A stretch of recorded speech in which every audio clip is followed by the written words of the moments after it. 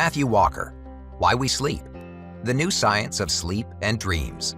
The internet never sleeps, and as the world in its connectivity comes to resemble the net, with everyone and everything linked by phones and computers and tablets, sleep may come to be seen as superfluous, a time-wasting activity of the pre-digital past.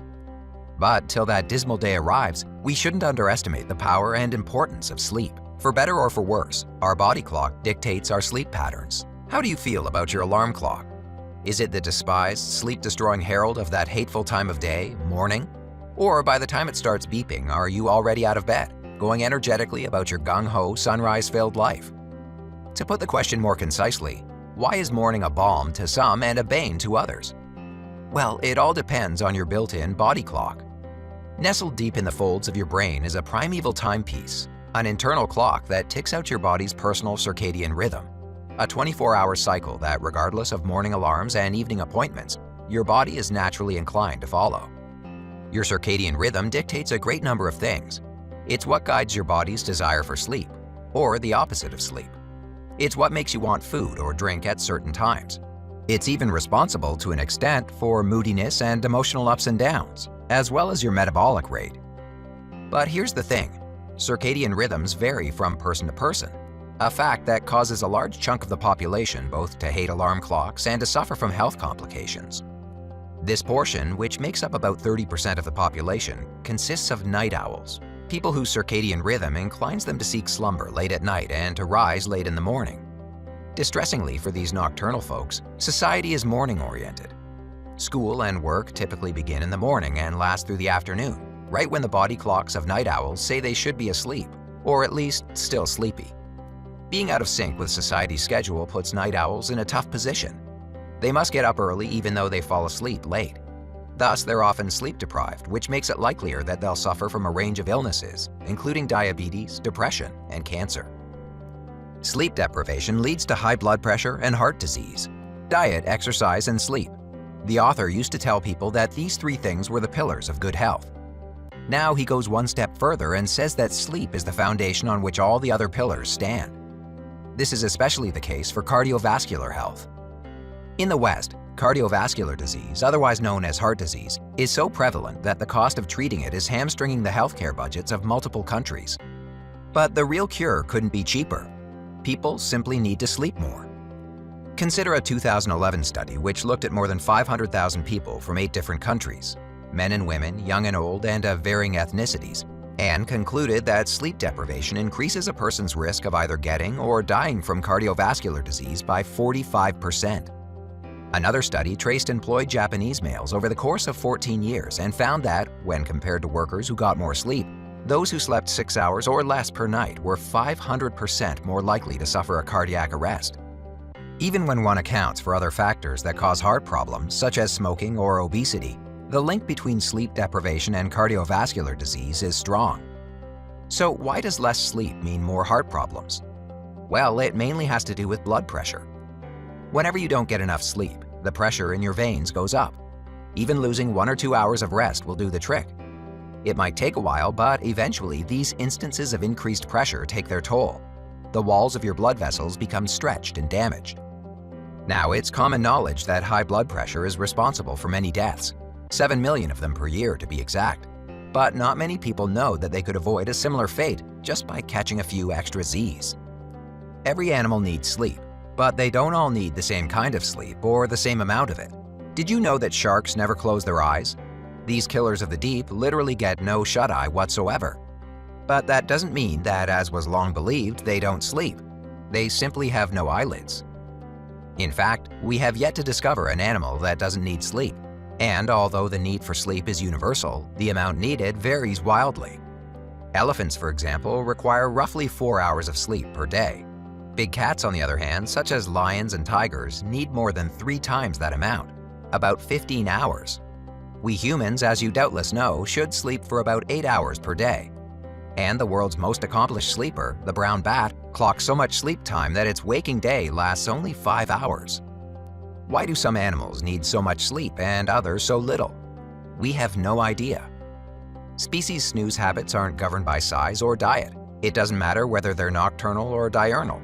Even trying to generalize by order doesn't work. For instance, squirrels and degus both belong to the animal order Rodentia, but degus need 7.7 hours of sleep and squirrels need more than twice that. As if these differences weren't baffling enough, different animal species also engage in different kinds of sleep. For example, research shows that only 2 classes of animals experience rapid eye movement (REM) sleep: mammals and birds. During the REM stage, the sleeping bird or mammal dreams, and to prevent its acting out those dreams, its entire body becomes paralyzed.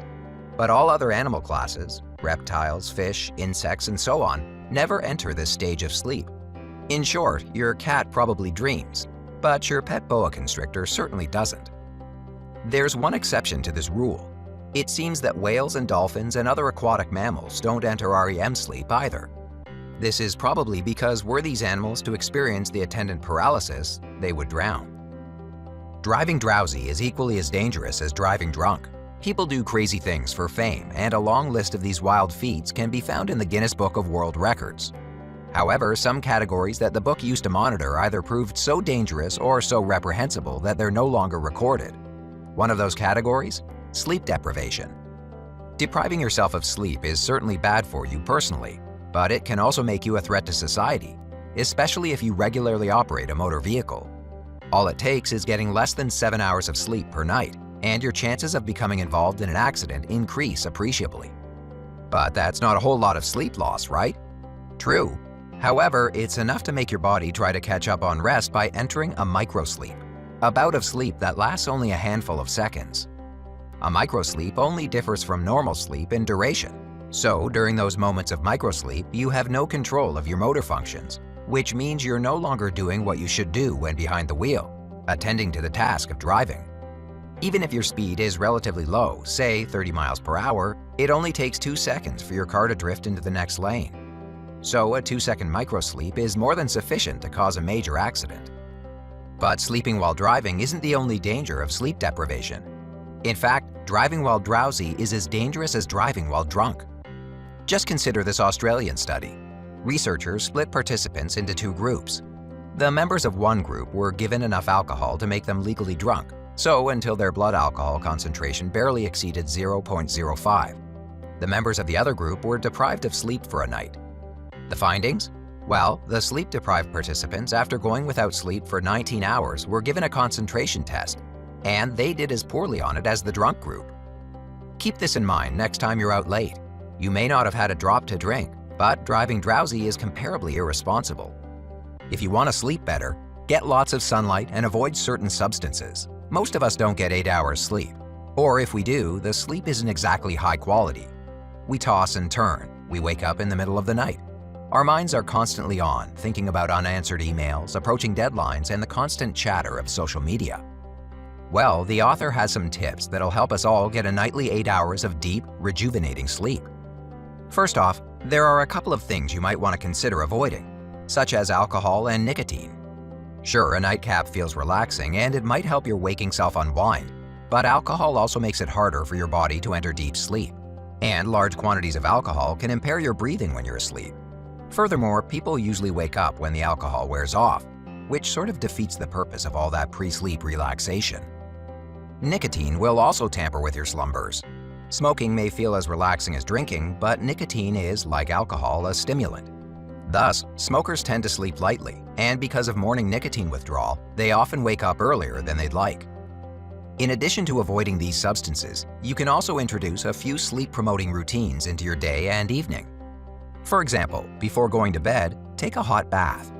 The bath itself will relax your body and mind, and of equal importance, the drop in body temperature that results from your exiting the bath will induce a feeling of drowsiness. You should also try to get a good amount of natural sunlight during the day. This will help your body regulate your sleep pattern. Another trick is to open your bedroom curtains before you hop into bed, so that the sun and not an alarm is what rouses you in the morning. Finally, keep the temperature in your bedroom relatively low. With these tips, there's no reason you can't start getting the sleep you've been dreaming of.